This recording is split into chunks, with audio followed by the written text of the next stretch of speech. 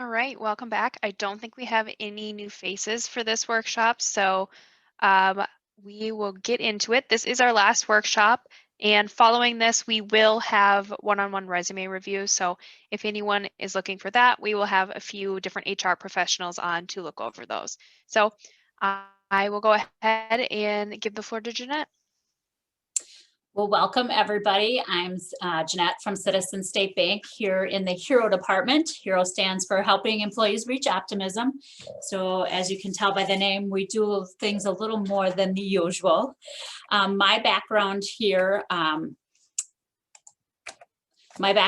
I graduated from Arcadia High School a while back.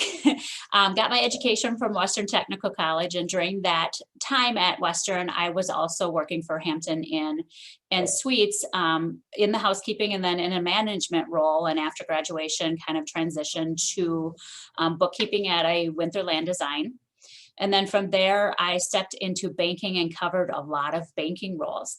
However, I didn't step into HR actually until I joined Citizen State Bank. And from there, then I covered a couple of different positions and finally stepped into HR, solid HR about 15 years ago. So I have lots of different experiences and stories to tell. So today, if you have questions throughout, want me to elaborate, if there's any question, feel free, there's no dumb questions. So let's start out agenda for today. What do you do before you start applying for positions, interview tips and techniques, and what to do after the interview. So I'm sure you've heard lots of tips from Jordan and Molly earlier today. I may cover a few of the same things, but then we'll get into the actual interview piece. So what to do before you start the job search?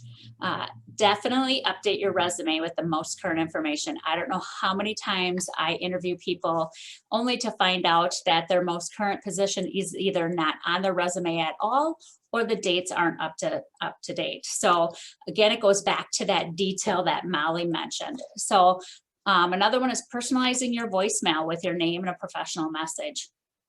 Again, I reach out, schedule a phone interview, and I either get no message at all. So I'm hoping I'm leaving a message for the right person, or their mailbox is full. So a couple of things, just making sure that you personalize your voicemail with the name and professional message, and leaving your name so we know for sure that I'm reaching that person. So another one, have or create a professional email.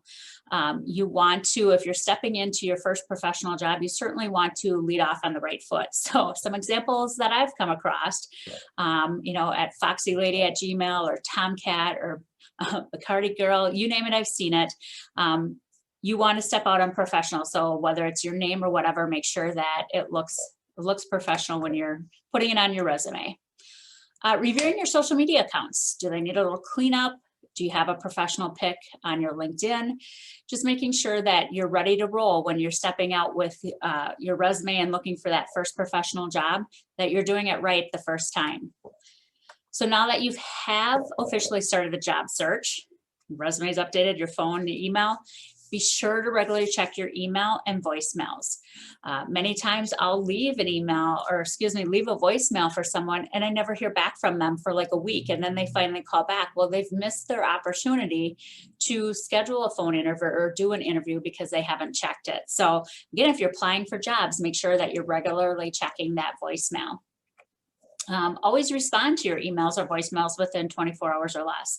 I know a lot of times you may get the message during a workday, but at least calling back and making that effort to connect and leave that person a voicemail, letting them know that you're interested in the position. And last but certainly not least, be sure to always answer your calls with a greeting in your name. It's funny how many times I'll call out, they'll answer the phone and they won't answer professionally, but as soon as they realize it's me and I'm calling from a business, the tone changes and everything. So again, making sure that you're stepping out on the right foot from the very first, answering professionally, being ready for that call from some business that's ready to interview you. So like us, some businesses will screen applicants before they phone or video, or before they bring you in for an interview. So they're going to phone or video interview you first. Take these screenings seriously. The one thing that I find most of the time is people don't want to set aside a time and give that 100% focus. So you want to set, phone interviews maybe are like 15, 20 minutes max. You want to set that time aside and give it 100%. So don't be out walking around in the open air because they can hear that wind, or don't be driving around in your car because they're hearing you get in and out of your car. So make sure that you have a quiet space and you're able to focus on that interview, because if you don't get past the phone interview, you're not going to get into the in-person. So like I said, quiet space with no distractions, making sure if you're a parent that your kids are not there. I understand sometimes you can't stop the dogs from barking at the falling leaf or the UPS truck, but try to make sure that you do have no distractions. So be prepared to answer the phone when they call. There's times I set up phone interviews and the individual doesn't call and then calls me back a couple of minutes later. So you want to make sure that you've set that time that's good for you, have that quiet space, and be ready and prepared to take that phone call.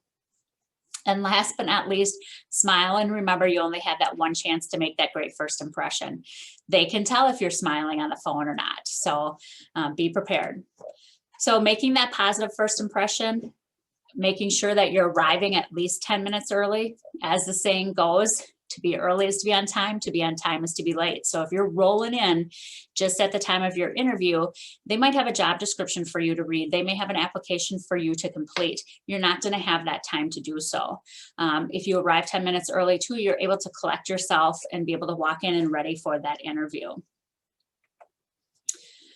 Introduce yourself and the reason that you are there. Know the names of the people that you're going to meet. Be kind to everyone. And when I say be kind to everyone, that's anyone from walking in and greeting or introducing yourself to the receptionist or to the CEO, because you never know who's sitting behind that reception desk, who may be filling in. In our case, our CEO does go back to the receptionist and ask them what they thought, what was their first impression of the applicant. So make sure that you're treating everyone the same and coming in with your best foot forward. So, the old saying was don't have a beverage when, you're going into an interview. It's okay to accept a beverage. Everybody needs a water once in a while. Just make sure that if you accept it, that you're not fidgeting with it. Set the water aside or set the soda aside and drink when you need a drink. So having at least one extra copy of your resume. There's always someone that doesn't bring a resume maybe to the table and would like a copy. So make sure that you have one, or one that you can refer back to when they ask you to walk through the resume and describe your jobs that you've had. So, and last, certainly bring a notebook to take notes. You're gonna be told different things about the position that you could jot down. If you come back for a second interview, maybe you can refer back to those notes that you took. Okay. We talk about making that positive first impression. They say that the first impression is made within the 7 seconds. It is also made, pre-COVID or outside of COVID. You want to make sure that you give a firm handshake, that it's not a sloppy one. You're making eye contact when you're introducing yourself, and making eye contact at all times, even during the interview. So smile. I know it's hard, even with the masks, they can see that you're smiling through your eyes. So making sure that you lead with a great first impression by making that firm handshake, making the eye contact, and making sure you're smiling, okay? Your voice reflects it too when you smile. So making a positive first impression, all right? Dressing for success. And I tell people, I don't care if you're interviewing for McDonald's, or you're interviewing for a manufacturing job, or you're interviewing for a bank. You want to have some, dressing in professional attire. And if you're walking into a manufacturing, maybe it's khakis and a polo. If you're walking into a bank, it's professional attire.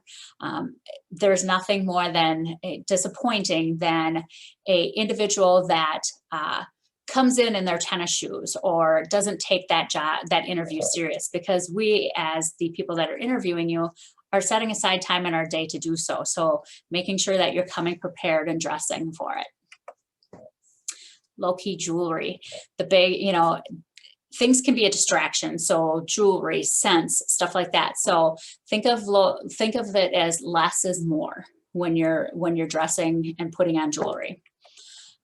Easy on the perfume or cologne. There's nothing worse than dousing yourself in cologne or perfume and coming in and having to sit in a small room and people interviewing because they can't focus on you. They're only focusing on the scent and what's going on.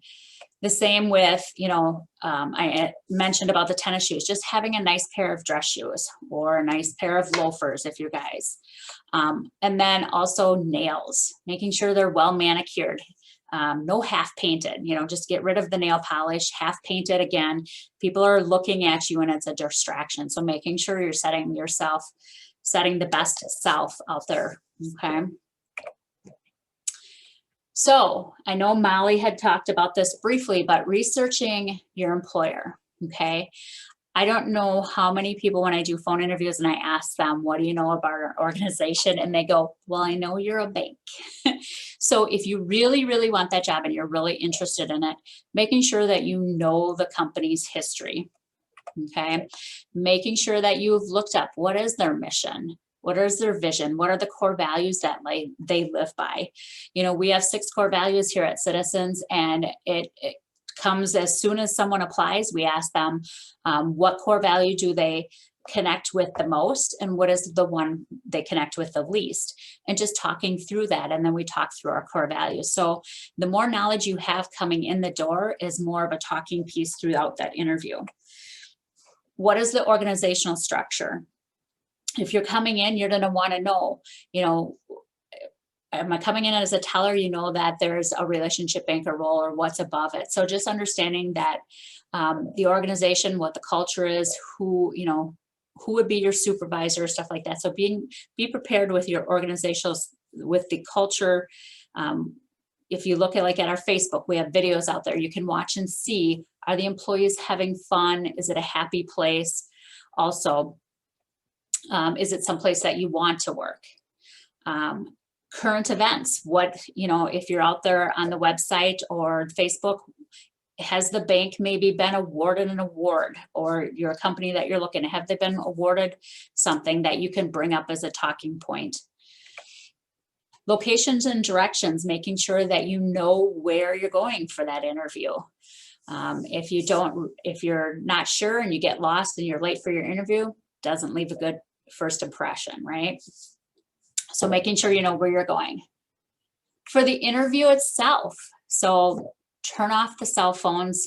If you can't turn them off, leave them in the car.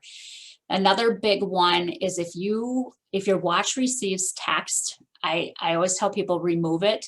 Leave it in the car, leave it in the purse, because what's the habit? As soon as your watch buzzes, you turn your wrist and you look at it. And again, that's a distraction and it takes away from that interview that you're in the process of. Being sure to sit up straight, good posture, making that eye contact, giving them your full attention. Big one, be sure not to fidget.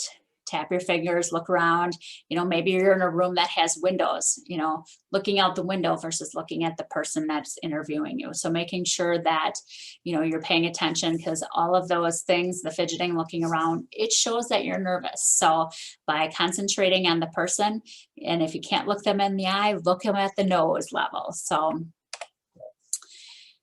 being prepared to talk about yourself. They may ask some of the following, okay?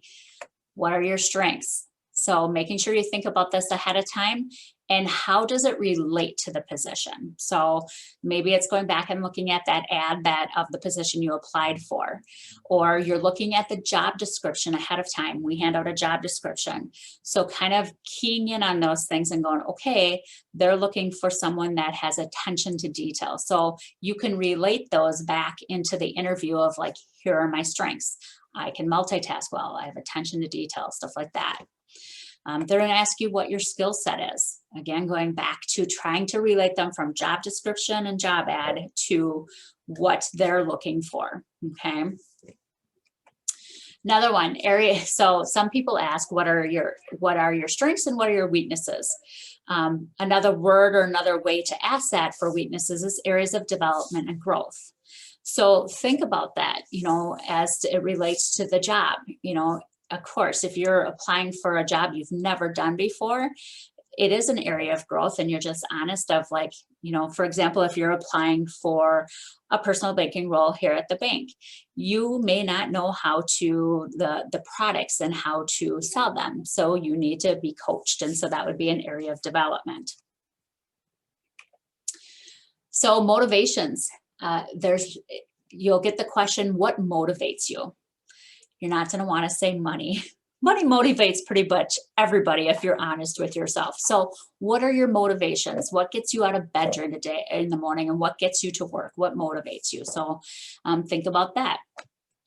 Pet peeves. What are your pet peeves? You know, as they might relate to work. So just think about those questions and how you would answer them if you were asked of those. So the next one is having questions prepared, okay? When you have questions prepared and you've done your research about the company, it demonstrates that you're interested in this role. It's not just a job, that you are really looking forward to this role. If they hire you, you know, that you would be interested in staying with the company. If you don't do your research and stuff like that, it's not going to show that demonstrates the interest. It also shows you did your homework. You've maybe checked out Facebook, you've checked out the website, you've checked out the reviews. You have that information going in, and and when they're asking you questions, you don't have to try to fumble for an answer. You can definitely answer their questions. So creates an exchange. So when you're having a discussion at the end and the employer asks, do you have any questions? If they haven't answered maybe some of the things that you thought about in the role, you can say, well, maybe I saw this on the job description, I saw this on the job ad, and talk about it. Or, hey, I see that you do this within the company. And it just creates an exchange back and forth where you can learn more about the role, about the company. Okay. So it gives you important information. So if you have those questions prepared, questions usually, if you have, I'd say 2 to 3 questions, laid out, those questions kind of elaborate into maybe some more questions that from their answers you would think of to ask. So just being prepared with a few may lead to a couple others that can be answered by those. So again, being sure, bring that notebook, take notes during it, have some questions ready and prepared to ask the individual that's interviewing you, okay? It also makes you feel confident. So if you have questions prepared, you've done your homework, you're able to, the business owners like to talk about themselves. They like to talk about their business. So if you've done that homework and you're having that exchange, it makes you feel like I've got this, I've won this interview, I feel confident about it, okay? The next step is after the interview, don't just walk out the door, okay? So making sure that you promptly, and if you don't have the names or emails of the people that you interviewed you, be sure to ask their names. Then you can go back and you can find their email, but promptly write them an email and send a thank you note or email. There's nothing more that stands out, because I will tell you 9 out of 10 people that interview do not send any kind of written thank you or an email. So if you do that and you follow up, you're going to stand out. Okay, people are going to remember what you did. Complete any homework given. So for example, when we interview someone, at the end, we give them a simple task of leaving and typing up a paragraph why they're the best applicant we should hire, and emailing it back to us. It's very simple. It has add your name, send it a certain way. There are several let me back up. This goes to detail. Like, are you following the directions that they've given you? So it helps us understand if that applicant is going to follow through, follow the steps, follow it by the due date. So again, if there's any homework that's given to you, I tell everybody promptly go home and complete that paperwork. So, and complete the homework so you don't forget about it. Again, the faster you get it in, the better impression it leaves. Okay. Follow up 1 week later. So I believe it was Molly that mentioned this. Definitely, if you have not heard, you know, first of all, when you apply, if you apply and you don't hear within a week, you're going to want to follow up. Once you've had interviews, if you don't hear within a week, you're going to want to follow up. You know, maybe something happened to that person that was interviewing people and there's a disconnect. The worst thing of not knowing is when you've interviewed, you think the interview went well, and you don't hear anything. So definitely don't feel bad about following up. If you have an email, send them a quick email or pick up the phone and give them a call. Okay. Any questions? I know I went through this fast and I thought it would last a little longer, but let me know what questions you have. I have my email here too. So I always tell people, if you want to go through a mock interview, if you are someone that is a recruiter and has, you know, people that could use some interview experience, I'm happy to sit down with them, go through a mock interview, give them some feedback. If you don't need my assistance right now, definitely there's my LinkedIn contact on the bottom. I am always available. All right, any questions out there?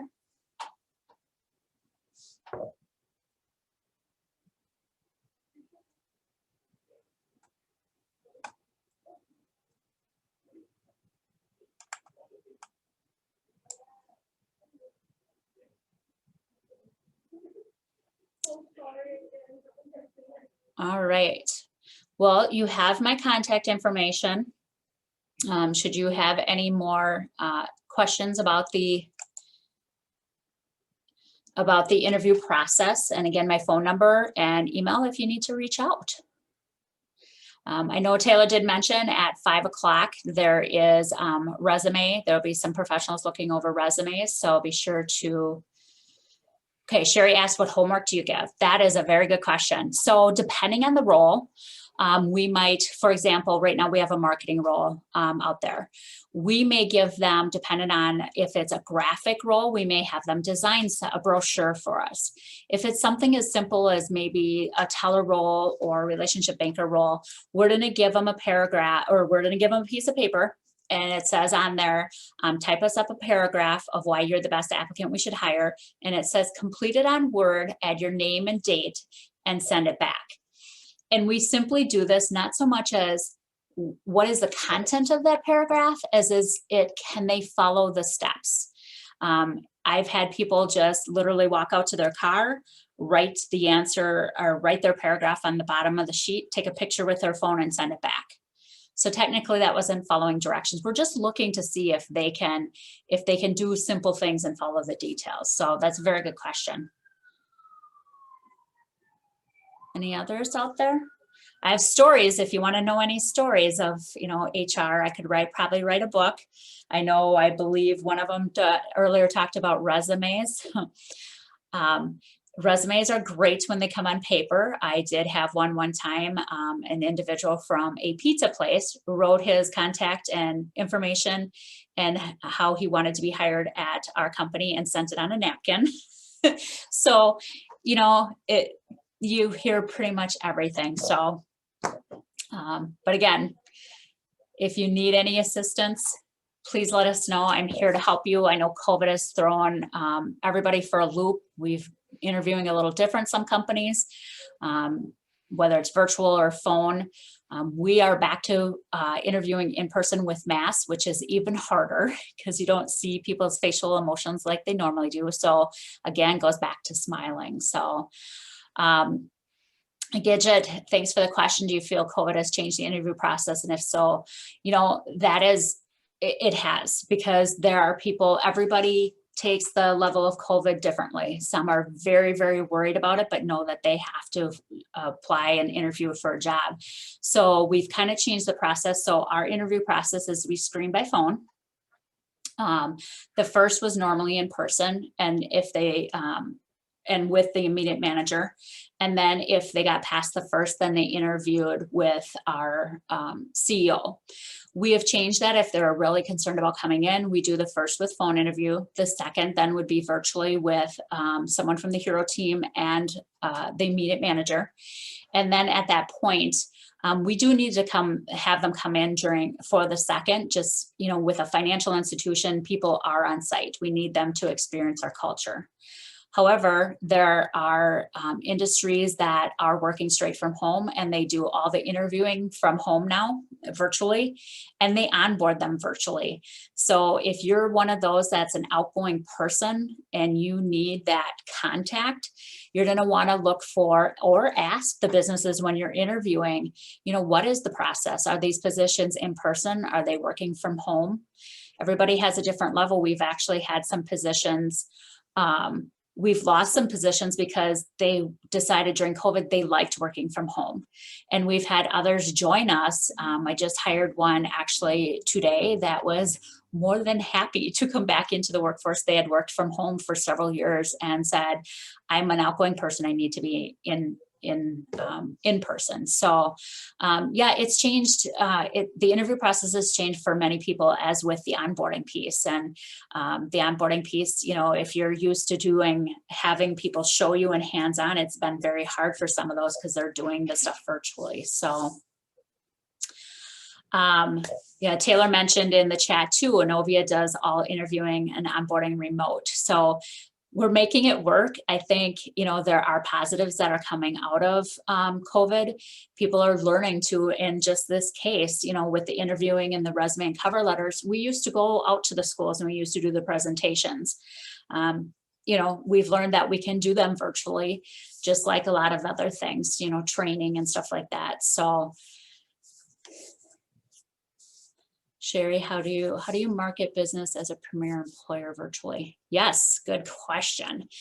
Sherry, we spend a lot of time advertising and interacting with our customer and our Facebook audience, whether it's, you know, when we don't have ads to post, we're having like fun little, you know, games or pet contests or something to keep people active with our Facebook.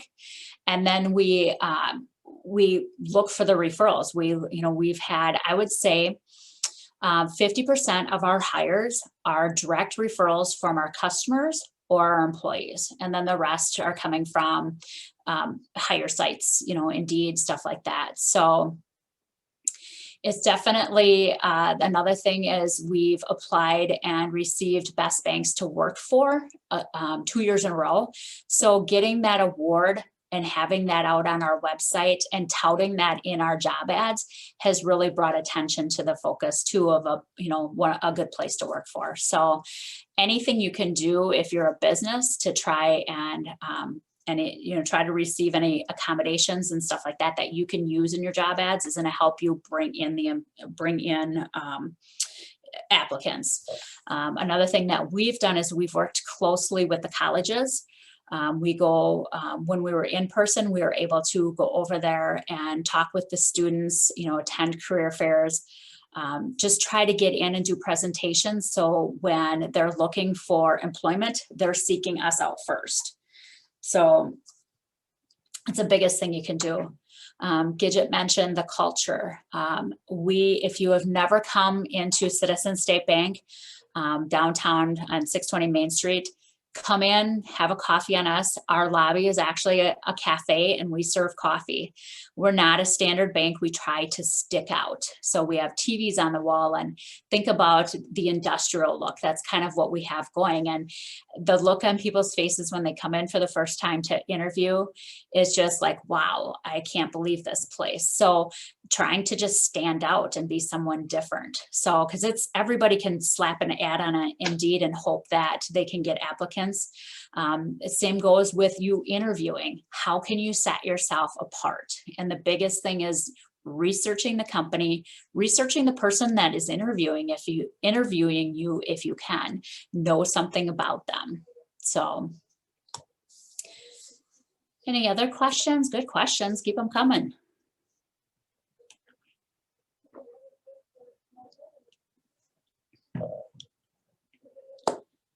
All right, well, if we don't have questions, I have lots of job openings right now with new positions we're adding for 2021 and a few that we're filling.